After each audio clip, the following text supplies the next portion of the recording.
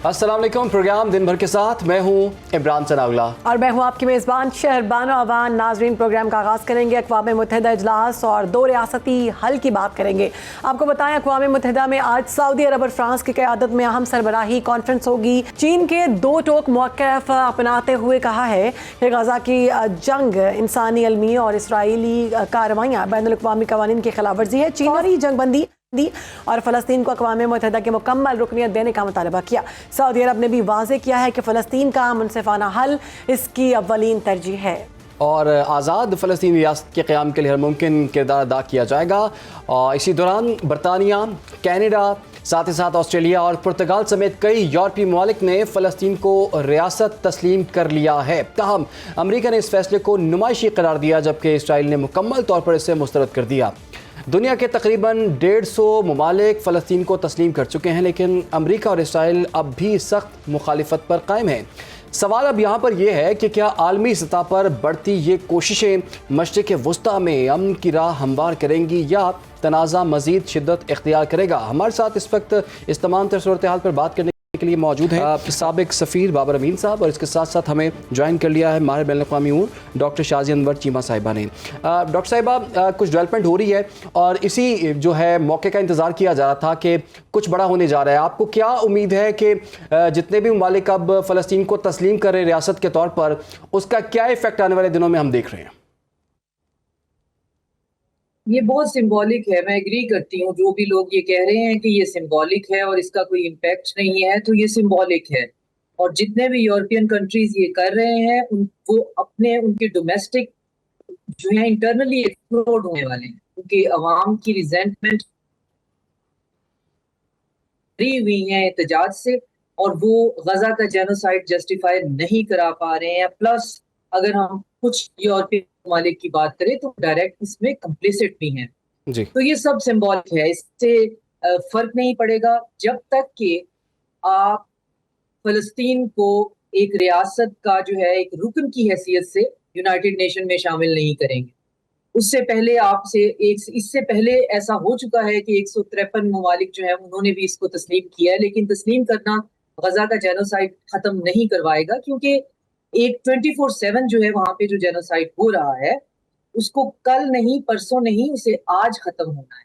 ये किसी भले वक्त में ऑप्टिक्स के लिए, रेटोरिक के लिए एक अच्छा सॉलिडेरिटी का सिंबल हो सकता था कि 4-5 और ममालिक हैं जो बड़े अड़ियल रहे हैं, आज कह रहे हैं हम फलस्तीन को मान लेंगे, इससे कोई फर्क नहीं पड़ेगा। लेकिन जो इसके अलावा जो डेवलपमेंट्स हो रही हैं, ऑफ कोर्स हमें there is light at the end of the tunnel.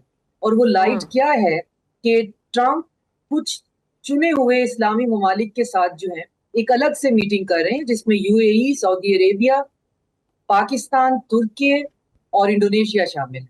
जी। और वहां पे जब 1-on-1 इनकी ट्रंप के साथ मुलाकात होगी, तो मेरा ये ख्याल है कि ये उनको फिर ये समझाएंगे या बताने में या कन्विंस करने में कामयाब होंगे कि जो आप अपना रेटोरिक लेके चल रहे हैं कि जी अक्टूबर 7 और बिहेडेड बेबी, ऐसा कुछ भी नहीं है। और ये अक्टूबर 7 से नहीं, ये पिछले 70 साल का रिजेंटमेंट है। अगर आप एक अपार्टाइड स्टेट बनाएंगे तो उसकी रेजिस्टेंस और उसमें रिवोल्ट होता है, और रिवोल्ट में फिर कोलैटरल भी होता है। लेकिन इसके अलावा बहरहाल मैं ना उस मीटिंग का हिस्सा हूं, ना मैं उस मीटिंग में होंगी, मैं सिर्फ कयास राय कर सकती हूँ कि अच्छा उसके बाद हो सकता डॉक्टर है साहिबा, ट्रंप को जैसे कि थोड़ा आपने सा कहा कि बड़ा समझ सिंबॉलिक है, लेकिन ट्रंप तो इसे नुमाइशी कह रहे हैं, वो तो कॉस्मेटिक इसे कह रहे हैं। तो जैसे कि आपने खुद भी कहा कि 153 ममालिक अगर फ़लस्तीन को तस्लीम कर भी चुके हैं, लेकिन जो गजा जंग जो है वो नहीं रुक पा रही। अभी आपने जिक्र किया कि कुछ अरब कंट्रीज़, जिसमें आपने सऊदी अरब का जिक्र किया, कतर है और इसके साथ साथ यूएई है, फिर पाकिस्तान है, इन ममालिक के साथ अगर ट्रंप की बात होती है तो किस हद तक ये लोग कन्विंस कर पाएंगे डोनाल्ड ट्रंप को? क्या मसला फ़लस्तीन का हल डोनाल्ड ट्रंप के पास है, या फिर जो रीजन के दीगर अरब कंट्रीज़ हैं, मशरिक़ वुस्ता के ममालिक का ये हक है कि वो इसका फैसला करें?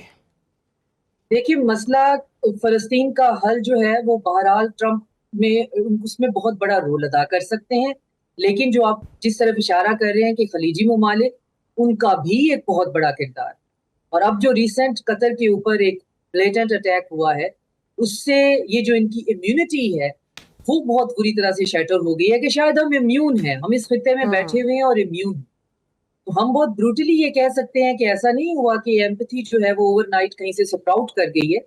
ये यकीनन इंटरनल पॉलिटिक्स और अपनी जियो पॉलिटिक्स और अपने एक्सटर्नल और अपना जो अपनी एग्जिस्टेंस है, वो सारे पैरामीटर्स बीच में हैं। Eight the end of the day हम इंसान हैं, हमने सबसे पहले अपने बारे में सोचना है, फिर किसी जेनोसाइड के बारे में। लेकिन जी उस जेनोसाइड को और फिर कतर पे होने वाला अटैक और फिर जो सऊदी अरेबिया और पाकिस्तान के दरमियान डिफेंस एग्रीमेंट हुआ है, उसने पूरे का पूरा खिते में जो मिडल ईस्ट का खिता है उसके अंदर ताकत का तवाजन चेंज कर दिया है। अब उसके तनाजुर में आप देखें कि वहां पर मुलाकात हो रही है अलशरा अल जुलानी की और ईरानियन प्रेसिडेंट। ये बहुत अनलाइकली एक वो है, डेवलपमेंट है।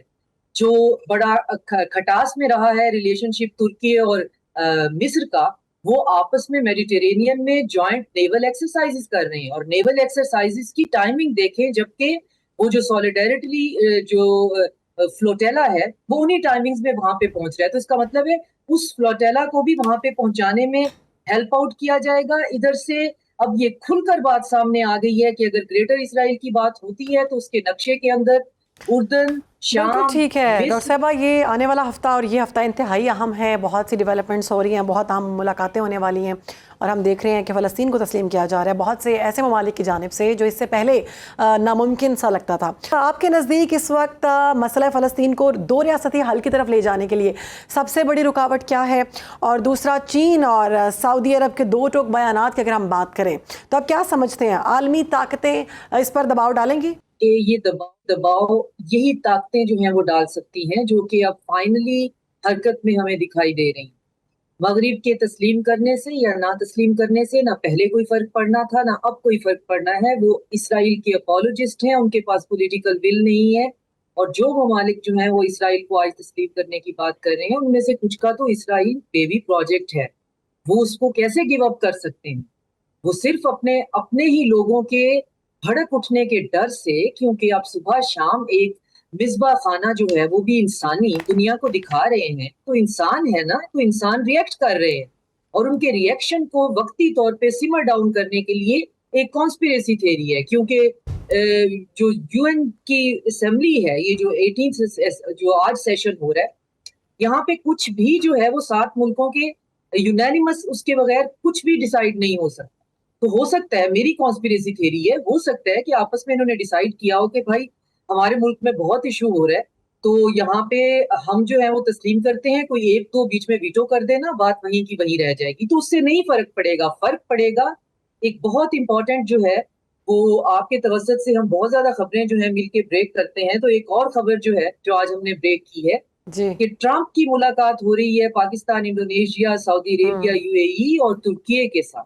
और ये वो खिते के ममालिक हैं जो कि पावर का जो शिफ्ट है उसको बहुत बुरी तरह से डिसरप्ट कर सकते हैं अगर ये ऐसा करने पे आ जाए। और अब जो है वो हर मुल्क जो है वो इस नहज पे पहुंचा हुआ है कि अगर इस हरकत को, इस जेनोसाइड को अभी नहीं रोका तो फिर हमारे पास टाइम नहीं होगा, सिर्फ म्यूजियम और मेमोरियल्स रह जाएंगे। क्योंकि कल से इंटरनेट बंद है, टोटल ब्लैकआउट है गजा के अंदर, कोई फुटेज जो है वो बाहर नहीं आ रही है। और फुट सोल्जर जो हैं, जो आईडीएफ के टेररिस्ट हैं, वो गजा के अंदर घुस चुके हुए हैं और वो अब वहां पे ढूंढ ढूंढ के गजा के निहत्ते फलस्तीनियों को मार रहे होंगे। हमें नहीं पता कितनी तादाद में खत्म कर चुके हैं, हमें नहीं पता, टोटल ब्लैकआउट है। तो हमारे पास जो है वो ऑप्टिक्स का और रिटोरिक का टाइम नहीं है। हमारे पास अब अगर किसी ने कुछ करना है तो करने का टाइम है, क्योंकि कोई भी इस दजाल से इम्यून नहीं है। जो इम्यून होने का जी किया है वो किसी वक्त भी पे भी जो है वो अपनी एग्रेशन शो कर सकते हैं, क्योंकि उसके एक्शन ठीक जो है है उसका डॉक्टर कभी साहब, कोई बड़े अहम repercussion नुकात नहीं आपने होता। उठाए हैं। बाबर अमीन साहब को भी शामिल गुफ्तगू करते हैं। बाबर साहब, आपको क्या लगता है अभी जो अक़वाम मुत्तहिदा की जनरल असम्बली का जो इजलास है और वहाँ पर जो एजेंडा अब सामने आ रहा है कि गज़ा जंगबंदी के हवाले से, और इसके साथ साथ हम ये भी देख रहे हैं कि 10 जो मज़ीद कंट्रीज़ हैं उन्होंने भी ये ऐलान कर दिया है कि वो फ़लस्तीन को आज़ाद रियासत के तौर पर तस्लीम कर रहे हैं। इसका इम्पैक्ट आप क्या देख रहे हैं और दबाव कितना बढ़ेगा इसराइल पर और अमरीका पर इससे? देखिए, इसका बेसिकली ये जो रिकग्निशन है और ख़ासतौर पे जो मगरबी ममालिक की तरफ से बरतानिया, ऑस्ट्रेलिया, कनाडा, पुर्तगाल और दीगर ममालिक की तरफ से, इसका एक सिंबॉलिक इम्पैक्ट है। ऑन द ग्राउंड इसका कोई ऐसा प्रैक्टिकल इम्पैक्ट मुझे नजर नहीं आ रहा, और उसकी वजह ये है कि जब तक ये ममालिक जो है सबके दिल से इसराइल का इक़्तिसादी, समाजी और दिफाई बायकॉट नहीं करेंगे और उस जरिए से उस पर प्रेशर बिल्ड नहीं करेंगे, तो जैसे अंग्रेजी में कहते हैं ना कि वॉक द टॉक, तो बात तो कर देना कि जी अच्छा ठीक है हमने भी रिकग्नाइज कर लिया, तो वो रिकग्निशन का क्या फायदा जब स्टेट जो है उसका हिस्से बखरे हो रहे हैं।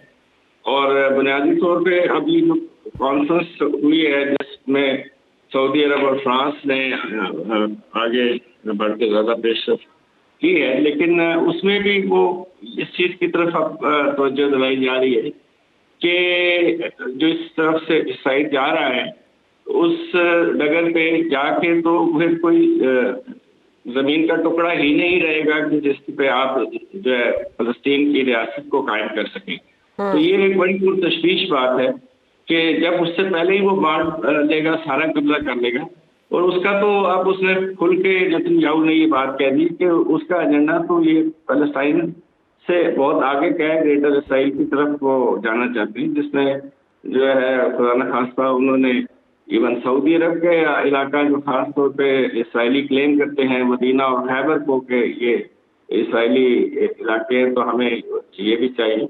तो इस तरीके से अगर ममालिक ये चाहते हैं कि खून खराबा ना हो और एक नया फसाद ना हो, तो उसके लिए उनको एक हकीकी मायने में प्रेशर बिल्ड करना पड़ेगा। ये नहीं कि आप जवानी जवा खर्च करते हैं।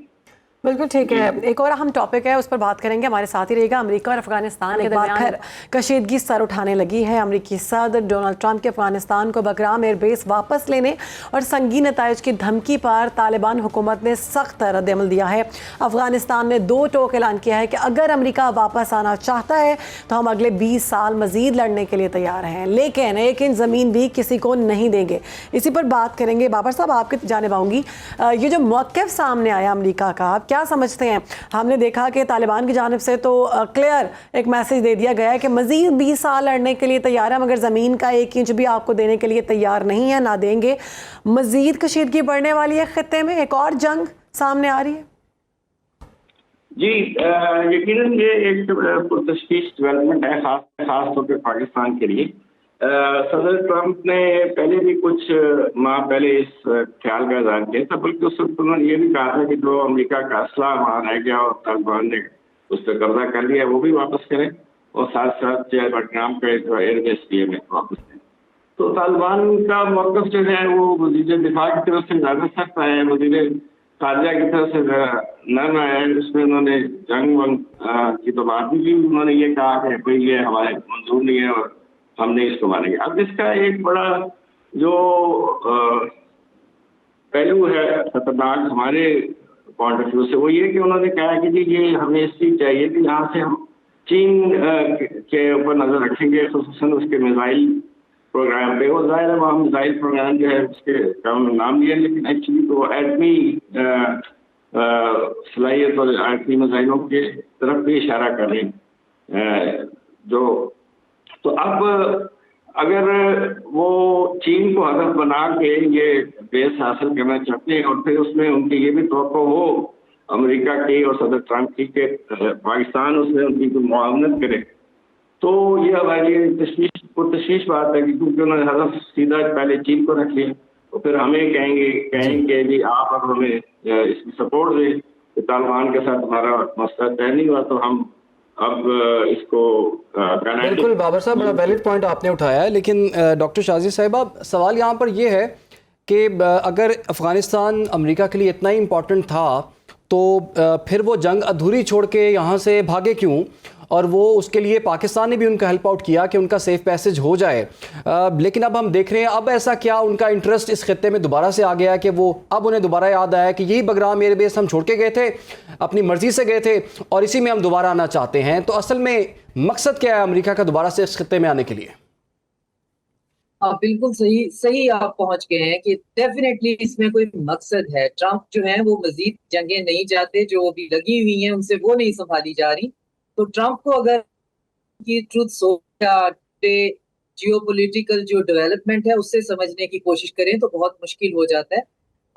उनको आपको ब्रॉडर स्ट्रेटेजिक लेवल पे उनकी बात को समझना होता है कि वो कह क्या रहे हैं। एक तो ये कि वो चिढ़ गए हैं क्योंकि हर साल जिस दिन पे जो अमरीकी इन्फला हुआ था, तो उस दिन पे अफगान जो है वो परेड करते हैं और उसी बेस को यूज करते हैं, वही इक्विपमेंट यूज करते हैं। तो वो एक ऐसा है जैसे किसी का मुंह चिढ़ाने वाली बात है।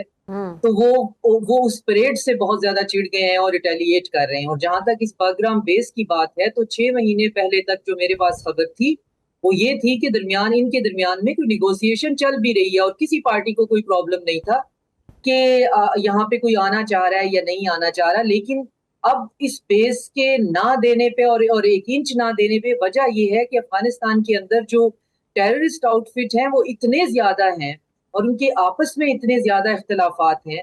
तो अफगान गवर्नमेंट जितनी भी सॉवरन अपने आप को प्रिटेंड करे, वो सॉवरन है नहीं। वो बहुत ज्यादा, आप यूं समझें कि जैसे हाईजैक्ट है उन सब डिफरेंट फ्रैक्शन से जो जिनको कि उसने वहां पे सेफ हेवन दिया हुआ है। तो अपना जो है वो अपने इर्द गिर्द के लोगों की जो रिजेंटमेंट और नफरत है उसकी वजह से वो कह रहे हैं कि अब हम अगर अमरीकियों को फिर यहाँ बिठा लेंगे तो फिर डेफिनेटली वो हमारे अंदर भी इंटरफेयर करेंगे और फिर जो हमारी टेररिस्ट एक्टिविटीज हैं उनमें भी हमारे लिए प्रॉब्लम होगा। तो फिर हमें उनकी बीटिंग करनी पड़ेगी। हम जरा अभी थोड़ा सा फ्रीलांसिंग करना चाह रहे हैं। तो बेसिकली बात सिर्फ वहीं से शुरू हुई है कि ट्रंप जो है वो इस चीज को अपने थोड़े से दिल पे ले गए हैं कि आप जो है वो मेरी ही बनाई हुई बेस पे, यानी अमरीकियों की बनाई हुई बेस पे, अमरीकियों के इक्विपमेंट से, अमरीकियों के दिए हुए यूनिफॉर्म और बहुत से केसेस में अमरीकियों की छोड़ी हुई घड़ियां और सब कुछ जो है उसी तरह से आप सच संवर के परेड करते हैं। तो कम से कम इस तरह हमारा दुनिया के सामने तमाशा बनाना बंद कर दें। बहरहाल अफगानियों का अपना प्रेसिडेंट है, अपना हक है, वो जो चाहते हैं वो करें, उस पर हम नहीं बात करना चाहते। लेकिन बागराम बेस जो है वो अब बुनियादी तौर पे अमेरिका ना तो उसमें इतना इंटरेस्टेड है, वो इसको पोक करता रहेगा। बिल्कुल ठीक है डॉक्टर साहब, आप देखना ये होगा कि अमेरिका दोबारा इस सारे मामले पर अफगानिस्तान पर पोजीशन जमाना चाहता है, यहाँ फिर ये सिर्फ सियासी दबाव के तौर पर है कि लोगों को बताया जाए कि मैं जो करना चाहता हूँ वो कर सकता हूँ। चाइना, रशिया और ईरान का इस पर क्या मौक़िफ़ आता है, किस तरफ रुझान करते हैं, ये एक अहम। लेकिन ये चीज़ हमें नहीं भूलनी चाहिए कि अमेरिका बड़ी जल्दबाजी में यहाँ से सब कुछ समेट के गया है कि उन्होंने ये भी नहीं देखा कि हमारा $7 अरब का असला यहाँ पर रह गया है। इतने फौजियों को बाद में ये आवाज़ भी उठाई गई कि इतने फौजी जो हैं वो सारे मामले में हलाक हुए, इतना पैसा ज़ाया हुआ और उस पर दोबारा से इस तरह की बात करना। और उस पर हमने देखा कि अफ़गानिस्तान के जो हैं तालिबान, उनका बड़ा मौक़िफ़ सामने आया, दो टोक, कि हम ऐसा नहीं करने देंगे, 20 साल मज़ीद लड़ने को तैयार हैं। ब्रेक ले रहे हैं, ब्रेक के बाद हाजिर होते हैं। प्रोग्राम में एक मरतबा फिर से जी आपको खुशामदीद कहते हैं। एशिया कप की बात कर लेते हैं। एशिया कप के सुपर 4 मरहले में पाकिस्तान को एक बार फिर भारत के हाथों शिकस्त का सामना करना पड़ा। दुबई में खेले गए हाई वोल्टेज मैच में पाकिस्तान ने पहले खेलते हुए 171 रन का हदफ दिया, लेकिन भारतीय बैटर्स ने यह हदफ सिर्फ 4 विकेटों के नुकसान पर बासानी पूरा कर लिया। अभिषेक शर्मा की जारहाना 74 रन की इनिंग्स और शुभमन गिल के बर्क रफ्तार 47 रन ने मैच का पांसा ही पलट दिया। इसी पर बात करेंगे। हमारे साथ मौजूद हैं साबिक टेस्ट क्रिकेटर राउफ साहब, बहुत शुक्रिया आपने प्रोग्राम में वक्त दिया। अब क्या समझते हैं कहाँ हमारे खिलाड़ियों से कोताही हुई? सबसे पहले तो अगर हम बात करें रन रेट की, तो बहुत कम था भारत के मुकाबले में। आप ये जो रन्स बना रहे हैं, आपको नहीं लगता कि उनके लिए बहुत आसान है, जबकि वो टीम बहुत अच्छी है? दूसरा, हमारे जो बॉलर्स हैं हमेशा से फेमस रहे हैं कि बॉलिंग में बहुत ज़बरदस्त है, लेकिन हमने देखा कि कल के मैच में बिल्कुल बॉलर्स नहीं चल सके। क्या कहेंगे? देखिए, मेरा ख्याल है कि प्रॉब्लम जो पाकिस्तान का सिस्टम है उसमें, और जब तक आपका सिस्टम ओवरऑल नहीं होगा, आप किसी भी जो टॉप टीम है, जो वर्ल्ड रैंकिंग में टॉप 5 या 6 टीम है, उनके खिलाफ आप नहीं जीत सकते। सिर्फ इंडिया नहीं, आप देखें कि आपने जो लास्ट 26 मैचेस खेले हैं, जो वर्ल्ड की टॉप 6 टीम्स हैं, जिस तरह साउथ अफ्रीका, ऑस्ट्रेलिया है, न्यूजीलैंड है, इंडिया है या इंग्लैंड है, उनके खिलाफ तो उसमें से आप 24 मैचेस हारे हुए हैं, सिर्फ 2 मैचेस आप वहां पे जीते हैं। बाकी ये जो पाकिस्तान पीछे मैचेस जीता, ज्यादातर खेलता रहा वो एसोसिएट्स टीम के खिलाफ, जिनकी रैंकिंग बिल्कुल बॉटम पे थी, उनके खिलाफ पाकिस्तान खेलता रहा। तो उसमें कभी पाकिस्तान जीतता रहा, कभी हारता रहा। तो जब आपने प्रिपरेशन ही वीक टीमों के खिलाफ करनी है, तो फिर इंडिया जैसी जो स्ट्रांग टीम है वो जब भी आपके सामने आएगी आपको नहीं छोड़ेगी। अब दूसरी चीज जो आपने बैटिंग का किया, तो बैटिंग में भी मेरा ख्याल है कि लैप्सेस हुए हैं, क्योंकि एक टाइम पे लग रहा था जिस तरह शुरू में ओपनिंग पार्टनरशिप पाकिस्तान की बिल्ड हुई थी, तो लग रहा था पाकिस्तान 200 प्लस रन करेगा। और दुबई की इस पिच पर जो कि आप कह सकते हैं कि जो बैट्समैन है उनके लिए एक बड़ी साजगार और पैराडाइज किस्म की पिच थी, उस पर पाकिस्तान को 200 प्लस रन करने चाहिए थे, मगर नहीं कर सके। इसमें टीम मैनेजमेंट भी रिस्पॉन्सिबल है, सिलेक्शन कमेटी भी रिस्पॉन्सिबल है, और जो हमारे कैप्टन है वो भी रिस्पॉन्सिबल है। तो ये एक जो आसान पेज थी, जो बैटिंग के लिए बहुत ज्यादा फ्रेंडली पेज थी, उस पे इंडियन स्ट्रॉन्ग बैटिंग लाइन के सामने 170 रन को इतना बड़ा टारगेट नहीं था।